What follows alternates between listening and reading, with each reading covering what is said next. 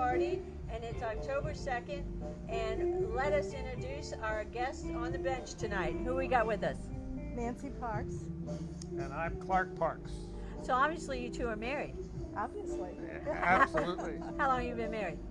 8 years. 58 years. So you know each other a little bit, right? We've known each other most of our lives, Okay. almost all our lives. Well, let me ask you, we're doing a Men on the Bench series, which is basically a question of the day. And our question of the day is, how do you feel about Sergeant Tamarisi still being held in a Mexican prison? I think it's absolutely terrible. I think our government should have done much more, put much more pressure on the Mexicans to get him released. There's no excuse for holding him in the room. And how do you feel? I feel very much the same way, and I think our government was lax, and especially our president was very lax in not demanding that he be released. Well, I have a theory, and let me ask you how you feel about this, or what do you think? Or maybe it'll make you start thinking. Do you think one of the reasons that they haven't let Sergeant Tamarisi out is because the timing's not right yet? That they're waiting till we get closer to the election to use him as a political pawn? I doubt if that's the case. I hope that's not the case. I mean, the Mexicans trying to influence the U.S. election? No, that Obama uses this young Obama. man as a advertising when it gets closer to make him look like he's done something special. It's possible, but I would hope that wouldn't be true. I hope not either, but he's been known to, it's almost like you can follow his steps as to what's going to happen next. Well, I'm certainly not an Obama supporter, but I give him the benefit of the doubt. I still think he's basically trying to do what he thinks is right, even if I don't agree with him. So I would hope that would not be the case. Well, my understanding is as of yesterday, he actually has not done much on this particular case, and he's turned it over to the State Department. That's my understanding as well, and I think that is a major mistake.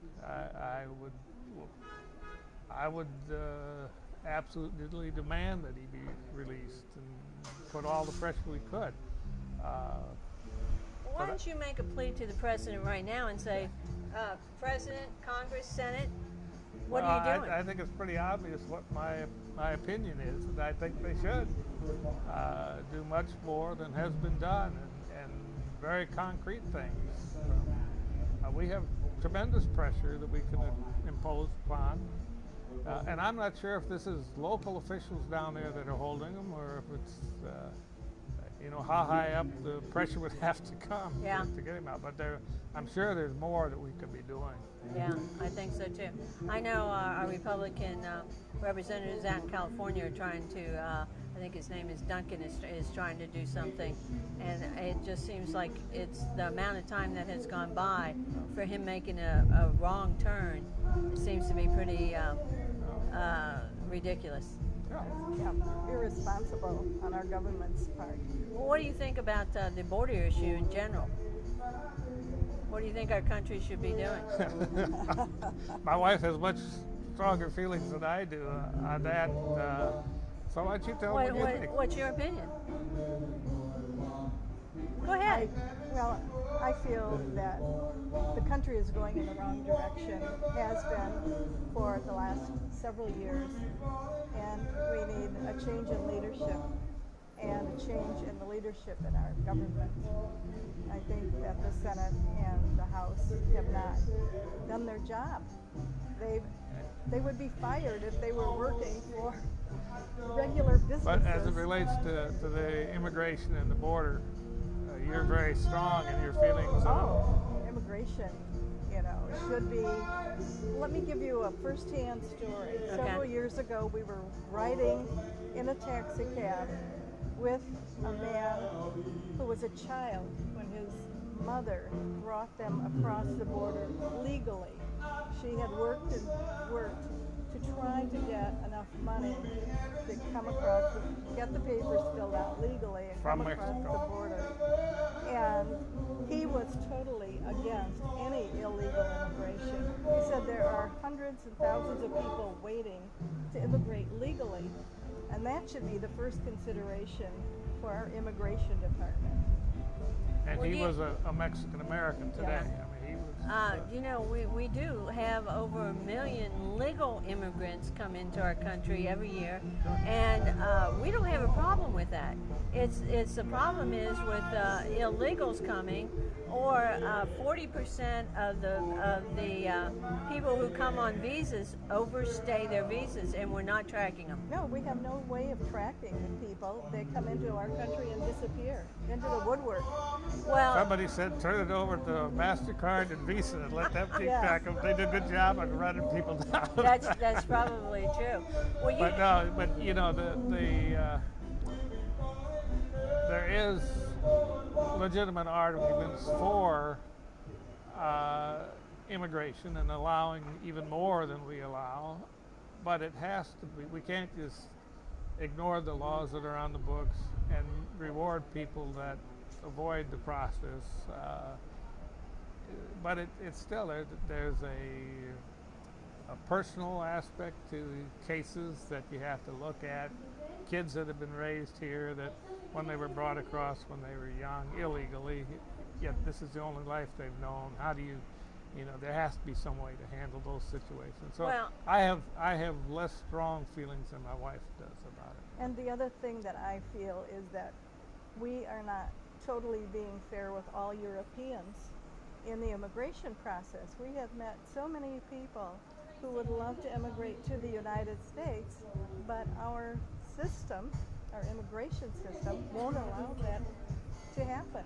well, I know we have friends from Canada and from England that come over, you know, and actually are gainfully employed or have sufficient money to bring to this country, and they can only stay here for 6 months, and they have to go back to their home country. We And seem they to do. be, and they do, and we seem to be able to track them down, or it's the honest people that are willing to go back and then come back, and somehow we are rewarding bad behavior. You are absolutely right. Right. Well, I thank you guys for being with us tonight, and we're doing this series. It's called Men on the Bench, and sometimes Women on the Bench. And this will be up on the Villages Tea Party website very, very soon. Very And good. please share it. Thank you. I'm glad you're doing it. Thank you. It's a good thing to have the type of thing that you're doing. So. Well, I'll tell you how it got started. When Obama came out and talked about the beheading of the journalist Foley, and then he turned around and went back on the golf course, I was so upset. I thought it's time we take our cameras to the streets Right. and talk to people. And we've had such a good response. It's become a weekly item of coming out and asking the question of the day. Good. Thank you for being with us tonight. Keep your opinions going. Thank you. And thank you. Okay.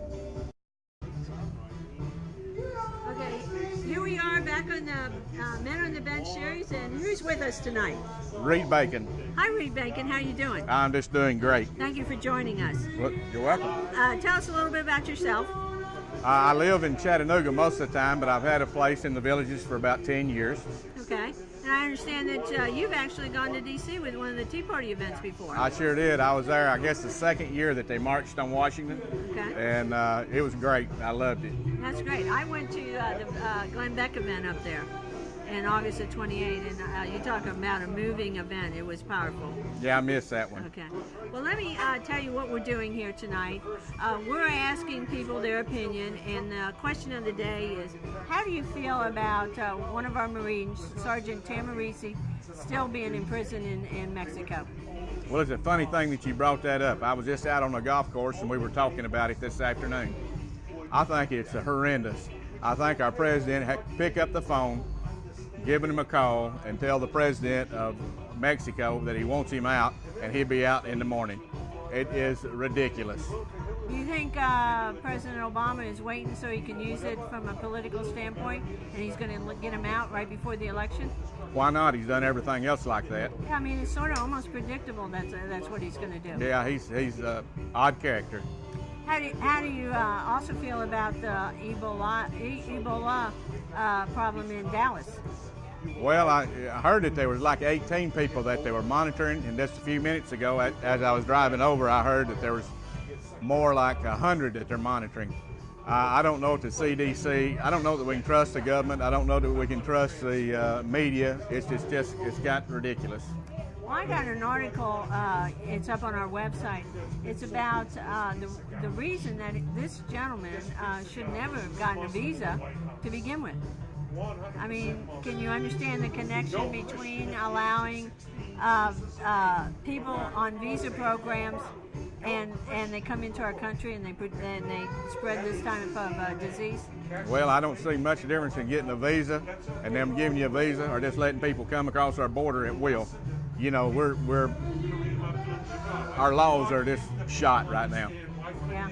Well, let me ask you, if you had something that you could tell the American people today, what would you tell them that they need to do? Well, they need to get involved, and the Tea Party is certainly good.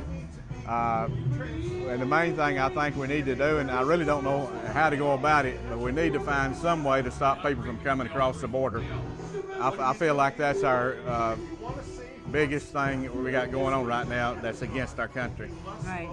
Well, unfortunately, sometimes the Tea Party and the Republicans concentrate on just making sure we have a fence. The border issue and the problems is so much bigger than that. 40%, like I said, 40% of the people coming in on visas are overstaying their stay, and therefore we're not controlling even our visa program. There's 6,000 students. They have no idea where they are right now. They're on student visas. Yeah, I don't have any idea what they're thinking any longer. Do you? No, I mean it's absolutely astounding. it's like Obama only reacts when the public finally makes it a big enough issue. Other than that, he ignores it, and then he uses all these issues for politics. Yeah, he's not really a leader, that's for sure. Yeah.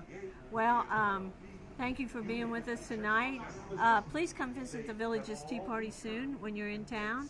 Okay. And we'll have you up on our Villages Tea Party. This is part of the Men on the Bench series. All Thank right. you. Thank you. There's some. Hi, this is Aileen, and we're continuing with our Men on the Bench series. And who's with us tonight? Well, I am David G., and I'm originally from West Virginia. Came to the Villages via Virginia.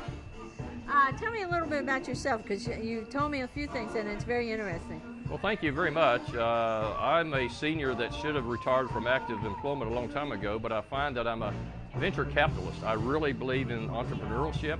I've done a lot of things with the Small Business Administration at the SCORE level to encourage people to start their own business. I've started my business back in 1977, and that's a transportation logistics company that now is in our second generation with my son running that company up in Richmond, and he's got like 25 employees. But I also, when he came into my business, Eileen, I started getting involved in radio, so I bought some radio stations. And I just sold my last radio station last week, but I retained the property. I retained the rights to the studio and the tower, and I even buy some, not buy, but I barter some programming time in case I want to do some special interesting things with religious programs or political whatever. So I have a great life. I'm blessed. Yeah, interesting. I'm going to have to introduce you to Bill Federer when he comes down, and he has the American Minute, and he is absolutely fantastic. He would be great to add to your program schedule. I'd be happy to look at Bill Federer. I've heard the name. I can't say I recognize the name, but I've heard the name. And actually, I've got 2 or 3 people like that. They're probably not as well known as Bill, but we do, on the radio stations, we do a blend of sports, but mostly it's old country classic stuff and bluegrass stuff that really resonates with an older audience up here in Central Virginia. Okay. And I've had a lot of fun with that. Okay. Well, let me tell you what the question of the day is. All right. And the question of the day is, how do you feel about Sergeant Tamarisi still being held in a Mexican prison at this point? Well, I think anybody that wouldn't, and again, I have limited knowledge. I don't have intricate knowledge that I'd really like to know. But from everything I can hear filtered through the media, I think it's a travesty. I think that everything I've heard is consistent with his story, that he made a wrong turn ended up over in Mexico, and why that even when that happened, that there wasn't an outrage and an effort put to get to the truth, I don't know. My bottom line is I'm very disappointed that the American government hasn't done more to put a light on what's going on down there. Well, do you think the president should be more involved, or as he says, my understanding is he says he's got the State Department working on it, but who from the State Department is working on it? Well, just as we've seen the buck being passed with the IRS scandals and with Benghazi and everything else, there's no question that the buck stops at one place. And I think anything that gets national coverage, now, notwithstanding the fact I just heard today that the president didn't even know that his own security had been breached, that even the security department was tardy and notified him, which I find that hard to believe. The Secret Service you're talking about. The Secret Service, yeah. So, but bottom line is, I think the buck stops with the president. I think the president would have said a long time ago, get this guy out of there, do what you got to do, it would have happened. Well, I can tell you, when the president's only finding things out over and over again from the news media, that's pretty darn right scary, don't you think? Well, I think I was just talking to a gentleman before I sat down here, and I told him that in 2007, when we heard the president now was going to be the candidate for the Democratic Party, I said, this guy's going to get killed. If you look at his resume, you look at his bio, and that's what we do in business all the time. We look at people's experience and their value that they brought, their successes, and if you go back and look at what he brings to the table, it's nothing to be the chief executive officer of the United States of America. So I'm just shocked, to be honest with you, that the people voted him into the office. Why do you think they voted him in? Truthfully, I think that he was a smooth talker, that he made representations that really was not who he is as a core person. People looked at his color, and I really believe that a lot of people said that perhaps it's time for a person of color to be our president, to show how accepting we are as a nation. So I think a lot of people made uninformed decisions that I pray now is starting to see the truth for what it is. Well, I think they should have found out and realized 4 years before his second election. Well, and again, I think it was a lot of uneducated. I mean, I'm amazed when I talk to people as they're going by, how many people don't even know the case about Sergeant Tamarisi. And he's been in jail for 6 months, and we've been talking about it. And it's amazing what they do know. And we've got to do something about that, about being better informed voters. Well, you said something before we started chatting about it would be good to try to get some control of the media. And my real hope for all of that, and in fact, my source of information does not come through the channels on television or through the networks. My source of information comes from kind of underground or offline media groups that I get off of my iPad now. And there's several places. I mean, the Drudge Report and WorldNet Daily, and just so many other great places to go to get news that's not filtered and not tilted, one way. And that's another reason Obama got in, is the news media just absolutely portrayed him as almost the savior. Well, let me ask you quickly as we're trying to wrap up here. What do you think, or what would you tell the American people to do right now? Pray.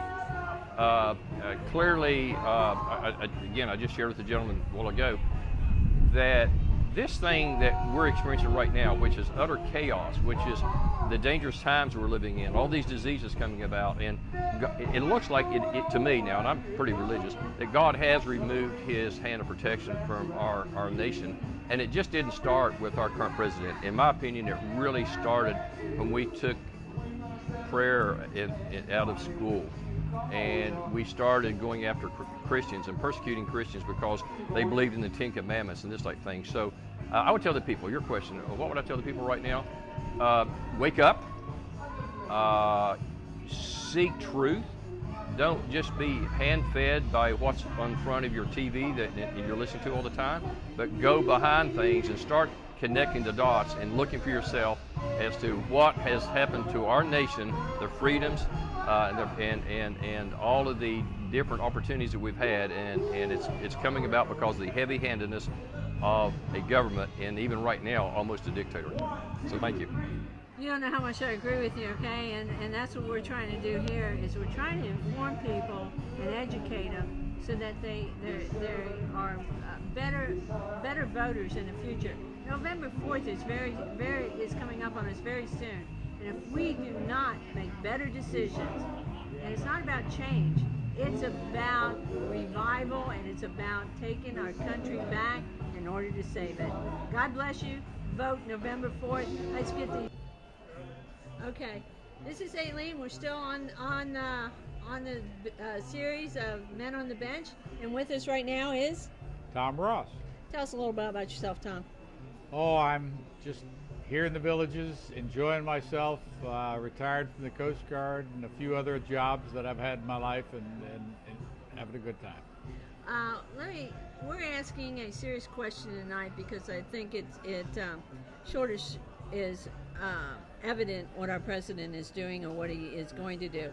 Tell us your opinion on Sergeant Tamarisi still being imprisoned in Mexico because he made a wrong turn one night.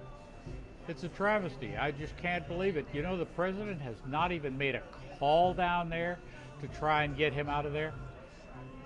Well, he handed it off to the State Department. Now, who from the State Department has made any phone calls?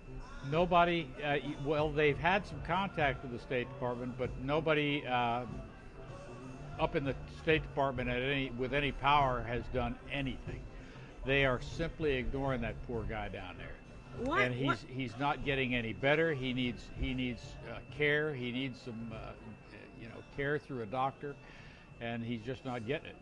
Why do you think that they haven't done anything so far?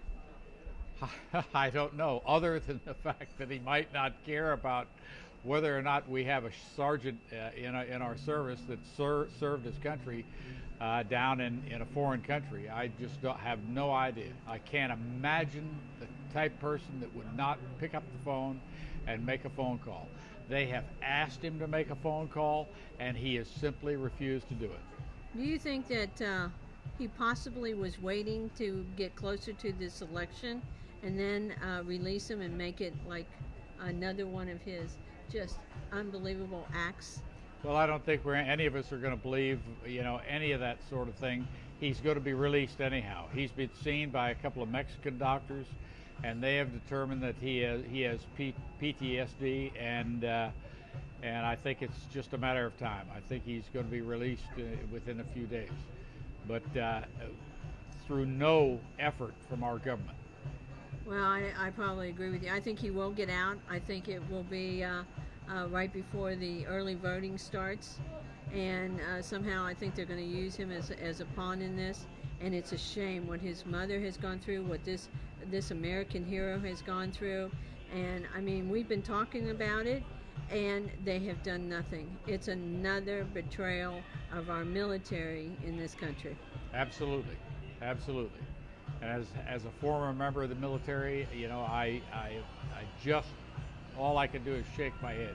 I wish I could go down there and sit with that poor boy and help him. It's too bad. America, please wake up. Please understand what's going on in this country. We cannot let one of our American heroes and our Marine sit in a Mexican prison when we give so much foreign aid to Mexico, and with as many people crossing the borders illegally. We need to take a stand. Let's get Sergeant Tamarisi out today.